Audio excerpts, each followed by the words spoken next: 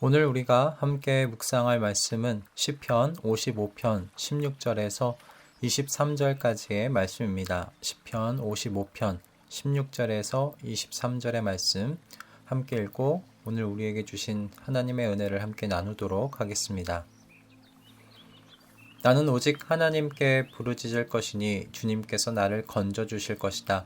저녁에도 아침에도 한낮에도 내가 탄식하면서 신음할 것이니 내가 울부짖는 소리를 주님께서 들으실 것이다.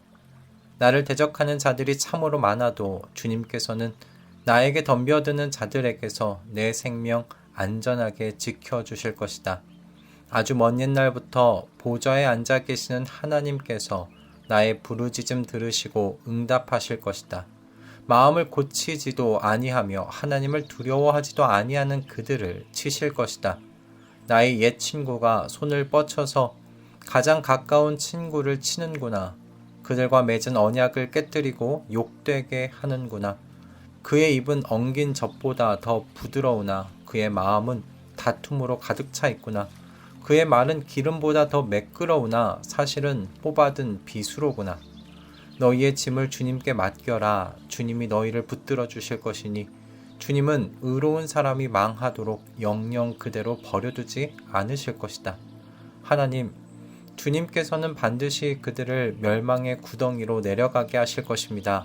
피 흘리기를 좋아하고 속이기를 좋아하는 자들은 자기 목숨의 절반도 살지 못하게 될 것입니다. 그러기에 나는 주님만 의지하렵니다. 아멘. 얼마 전 눈을 의심할 만한 기사를 하나 봤습니다. 멕시코 이민자 수용소 안에서 불이 났음에도 불구하고 그 안에 있던 직원들이 출입문을 잠근 채 현장을 떠나서 38명에 달하는 사람들이 그 자리에서 숨진 사건에 대한 기사였습니다. 이후 기사를 찾아보니 이 직원들이 사설업체의 직원들이었다는 게 밝혀졌는데요. 사설업체 직원들이었으니 아마도 수용소 출입문을 열어줬을 때 그곳에서 나온 이민자들 중 몇이라도 달아난다면 그에 대한 책임지는 일이 부담스러워 그런 말도 안 되는 결정을 내린 건 아닌가 싶었습니다. 하지만 그럼에도 불구하고 이번 일은 사람이 사람에게 저질러서는 안 되는 일이었지요. 그 안에서 불길은 점점 번져오고 매캐한 연기는 가득 차서 시야가 가려질 때 그 안에 있었던 사람들이 얼마나 공포스러웠겠습니까? 이 뉴스를 접하면서 사람이 얼마나 자기 중심적일 수 있는지를 다시 깊이 생각해 보게 되었습니다.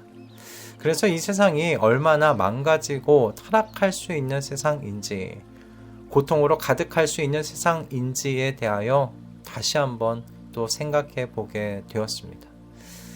그런 와중에 오늘 시편 55편을 만나게 되었는데요. 오늘 시편 55편을 보면 시인, 그가 깊은 고통을 겪고 있다는 것을 우리는 알 수 있어요. 2절의 말씀입니다. 한 맺힌 탄식을 가눌 길이 없어 분노에 떨고 있다. 그렇게 하나님 앞에 토해내듯 말하고 있는 시인입니다. 수많은 원수들이 그를 향해 분노를 터뜨리고 재앙을 쏟아내고 있다고 말하는 시인입니다. 그 상황을 겪는 시인의 내면을 4절과 5절은 이렇게 묘사하고 있어요. 내 마음은 진통하듯 뒤틀려 찢기고 죽음의 공포가 나를 엄습합니다. 두려움과 떨림이 나에게 밀려오고 몸서리치는 전율이 나를 덮습니다. 이런 고통의 터널을 지나가는 사람들에게 소원은 바로 여기를 탈출하는 것일 겁니다. 정말 여기만 아니면 된다고 생각하는 것이 그 고통의 터널, 그 고통의 시간을 지나가고 있는 사람들의 공통된 마음이 아닐까 싶어요. 시인도 같았습니다. 8절의 말씀입니다. 광풍과 폭풍을 피할 은신처로 서둘러서 날아갈 수도 있으련만. 광풍과 폭풍이 차라리 나에게 은신처가 된다고 말하고 있는 시인입니다. 얼마나 힘들었으면, 얼마나 고통이 심했으면 이 사람들에게서 피할 수 있는 광풍과 폭풍, 그것이 차라리 내게는 은신처라고 말하는 시인입니다. 이런 시인에게 고통을 더 가중시키는 일이 일어나는데 바로 그가 신뢰하고 믿었던 친우들의 배반입니다. 그 일이 얼마나 힘들고 고통스러웠던지 이 시인이 12절에서 그 고통을 이렇게 표현합니다. 나를 비난하는 자가 차라리 내 원수였다면 내가 견딜 수 있었을 것이다. 나를 미워하는 자가 차라리 자기가 나보다 잘났다고 자랑하는 내 원수였다면 나는 그들을 피하여서 숨기라도 하였을 것이다. 그런데 나를 비난하는 자가 바로 너라니. 시인이 피할 곳이 정말 보이질 않습니다. 세상 속에서 원수들을 만나 우겨쌈을 당하듯 고통을 당하는 시인에게 친구는 피할 곳이 되어야 할 것이고 기댈 장소가 되어 주어야 했을 텐데 지금 시인을 보면 그런 피할 곳마저 빼앗겨버린 처지입니다. 이런 시인의 처지를 두고 우리가 사면초가라고 말하는 것 아닐까요? 이런 상황 속에 있는 시인이 우리에게 시편 55편을 통해 가르쳐주는 신앙의 태도가 있습니다. 바로 신실하신 하나님을 신뢰함으로 기도하기를 멈추지 않는 신앙의 태도입니다. 기도의 태도입니다. 시편 55편의 존재 여러분 자체가 이 시인의 기도에 대한 태도를 말해주고 있는 것이라고 생각합니다. 이런 핍박과 고통이라면 기도를 멈출 수도 있지 않았겠습니까? 10절과 11절을 보면요, 이 악인들이 있는 성 안의 모습이 묘사되고 있는데요, 한마디로 표현하면 이겁니다. 희망이 없다. 희망 없는 사회에 대한 묘사입니다. 희망도 빛도 찾아볼 수 없는 암흑천지와 같은 사회입니다. 여러분, 그러면 기도하기를 멈출만 하지 않겠습니까? 안 되는 것인가 보다 하고 자포자기 할 만하지 않겠습니까? 그런데요, 시인은요, 기도하기를 멈추지 않았어요. 자포자기하지 않았어요. 17절의 말씀입니다. 저녁에도 아침에도 한낮에도 내가 탄식하면서 신음할 것이니 내가 울부짖는 소리를 주님께서 들으실 것이다. 여러분, 시인의 기도에 대한 결단을 보면 예수님께서 하신 불의한 재판관과 과부에 대한 이야기가 여러분 생각나지 않으십니까? 그 내용이 어떤 내용이었습니까? 여러분, 한 고을에 불의한 재판관이 있었죠. 그는 사람들에게 뇌물을 받으며 판결했던 부정직한 재판관이었습니다. 이 재판관의 존재로 인해서 여러분 한번 상상해 보십시오. 얼마나 많은 그 지역에, 그 고을의 사람들이 억울함의 눈물을 흘렸겠습니까? 그 고을의 사람들 모두가 다 이 재판관 불의한 사람이라는 거 알고 있었을 겁니다. 돈 많은 자의 편에서는 이 재판관에게서 사람들은 정의를 찾아볼 수 없을 터이니 그를 찾아가는 사람이 있다면 정신 나간 사람이라고 그렇게 분명히 생각했을 겁니다. 그런데 이 정신 나간 사람이 하나 있었어요. 바로 이 과부입니다. 자신의 억울함을 풀어달라고 그를 찾아왔습니다. 여러분, 당시의 과부는요, 가난한 사람의 대명사였어요. 당연히 돈이 없으니 재판관에게 줄 돈 없겠죠. 재판관은 과부의 사정을 당연히 들어주지 않았습니다. 그런데요, 이 과부가요, 포기하지 않고 매일매일 이 불의한 재판관을 찾아가서 자신의 억울한 이 사정을 들어달라고, 풀어달라고 요청을 합니다.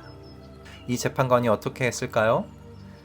너무 귀찮아져서 얼른 이 일을 처리해 주어야 되겠다. 그렇지 않으면 이 귀찮음에서 벗어날 수 없겠다. 그렇게 생각에 이르게 되었죠. 예수님께서 이 불의한 재판관과 과부의 이야기로 가르치시려는 것이 무엇이었습니까? 불의한 재판관도 계속 거듭거듭 요청하는 과부의 그 요청을 들어주었는데 하물며 하나님께서 성도의 끈질긴 기도에 응답해주지 않으시겠느냐라는 것이었습니다.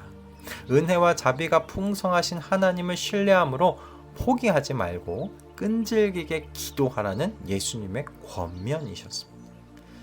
그런데 예수님께서는요, 당신이 다시 오실 때 이와 같은 믿음을 찾아볼 수 있겠느냐고 또한 말씀하셨죠. 여러분, 이 말씀을 잊지 말아야 할 겁니다.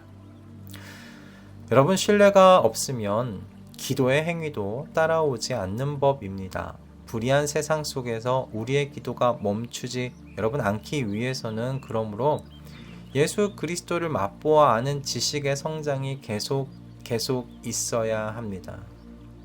왜냐하면 주님을 알아가는 성장이 멈추면요, 우리가 가진 신앙에 대한 확신도 흔들리게 되기 때문에 그렇습니다. 주님에 대한 신뢰가 흔들리게 되는 거예요. 그렇게 되면 무엇이 우리의 삶 속에서 자취를 감추게 되는가? 바로 기도의 행위입니다. 베드로후서 3장 17, 18절 말씀에 이렇게 사도 베드로는 이야기합니다. 그러므로 사랑하는 여러분은 이 사실을 미리 알고 불의한 자들의 유혹에 휩쓸려서 자기의 확신을 잃는 일이 없도록 주의하십시오. 우리의 주님이시며 구주이신 예수 그리스도에 대한 지식과 그의 은혜 안에서 잘하십시오. 아멘. 그러니 여러분, 오늘 시편 55편을 묵상하시면서 도전받으실 수 있기 바랍니다. 시인이 이런 상황 속에서도 끈질기게 주님을 붙잡고 의지하며 기도할 수 있었던 건 주님을 맛보아 알았기 때문이라는 사실을 여러분 기억하실 수 있기 바랍니다. 주님의 신실하심에 대한 확신을 이 시인이 잃지 않았기 때문에 이런 상황 속에서도 기도할 수 있었던 것이에요. 여러분, 우리도 시인과 같이 우리의 주님이신 예수 그리스도를 맛보아 아는 이 지식의 성장이 멈추지 않게 하십시다. 그래서 고통과 분함 그리고 핍박이 자리하고 있는 이 세상에서 나와 이웃들을 위한 주님께 부르짖는 구원의 기도를 멈추지 마실 수 있기를 주님의 이름으로 축복합니다. 끈질긴 기도의 자리를 붙들고 사는 우리 모두가 되십시다. 할렐루야. 기도하겠습니다. 주님, 오늘 시편 55편을 통해 한 주를 마무리할 수 있도록 인도해 주셔서 감사합니다.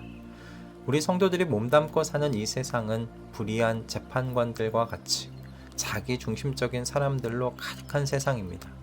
언제고 자신의 유익을 위해 이웃의 마음과 눈에서 눈물을 흘리게 만들 수 있는 그런 세상입니다. 주님, 이런 세상에서 나의 주님을 끝까지 붙들고 신뢰함으로 기도하기를 멈추지 않기 소원합니다.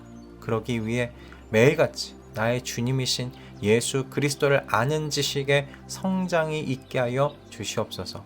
주님이 다시 오시는 그날까지 그러므로 이 믿음으로 간구하고 기도하는 우리 모두가 되게 하여 주시옵소서. 오늘도 우리에게 이와 같은 말씀의 은혜를 주심에 감사드리오며 우리 주 예수 그리스도의 이름으로 기도드립니다. 아멘.